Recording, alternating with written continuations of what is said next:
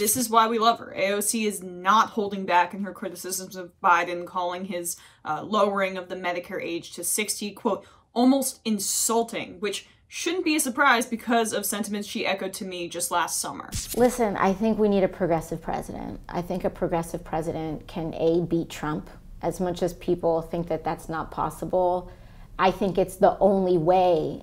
I really believe the only way that we're going to be able to beat this president is with a progressive candidate.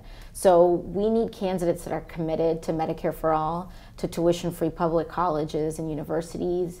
We need a candidate that is dedicated to passing at least a $15 minimum wage, ideally one that's pegged to inflation. That's how you define progressive. That's how I would define progressive, but then Joe Biden goes, I'm the most progressive candidate in the race. I have the most progressive record. It's just patently untrue. Right. Yeah. And I think record is important because it shows a consistency in values and beliefs, but the term progressive is getting hijacked so much that people just think it means Democrat now. And not all Democrats are progressive. And I'm sorry, but if you're going to come out and saying that you support the Hyde Amendment, which prevents us from funding clinics like Planned Parenthood, that's not progressive. Yeah. That's not a progressive position. And you know what?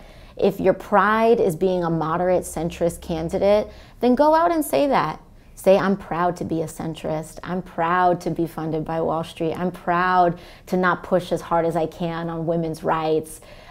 Say it, own it, be it, but don't kind of come out here and then say you're a progressive candidate, but at the same time not support repealing something as basic as the Hyde Amendment. I thought that clip might be relevant during this time because everything she's saying is absolutely accurate and we're dealing with Biden as the presumptive nominee.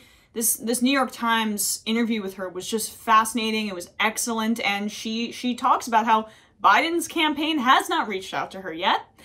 And she talks pretty strongly, she has pretty strong language about what Biden needs to do to win over progressives and does not mince words. There's this talk about unity as this kind of vague kumbaya kind of term. Unity and unifying isn't a feeling, it's a process. And what I hope does not happen in this process is that everyone just tries to shoo it along and brush real policies that mean the difference of life and death or affording your insulin and not affording your insulin, just brush that under the rug as an aesthetic difference of style. There's also this idea that if we all just support the nominee, that voters will come along as well. I flagged very early 2 patterns that I saw among Biden's campaign, which is underperformance among Latinos and young people, both of which are very important demographics in November, as we saw in 2016. And by the way, Bernie did well in those areas.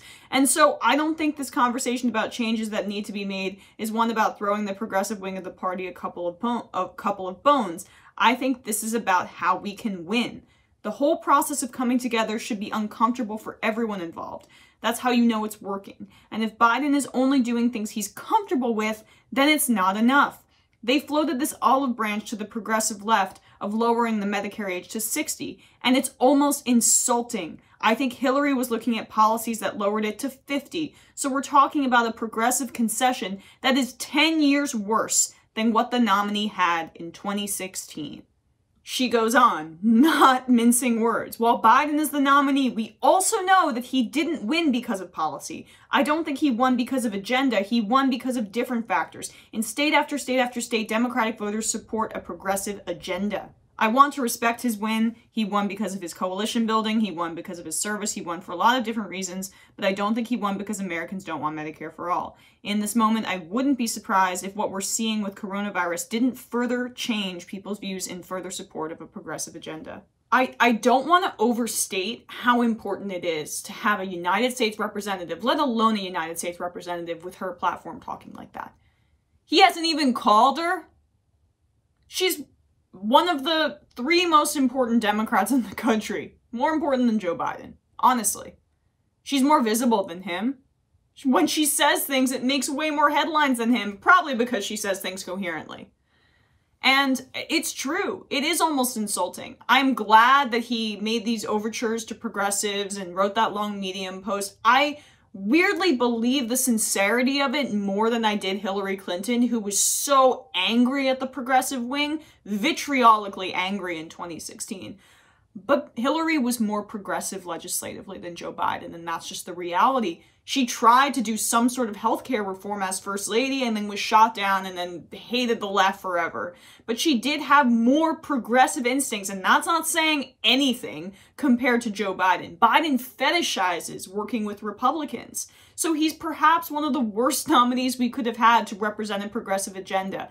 And she clarifies, yes, she will support Joe Biden. But I just think it is so commendable and important that she is talking like this about Biden as the presumptive nominee. She's not backing down. She's not the left of old. This is a new left. Get used to it. And we're going to demand things. And if you don't represent the interests and the values and the policies that we have fought for, well, good luck getting our vote.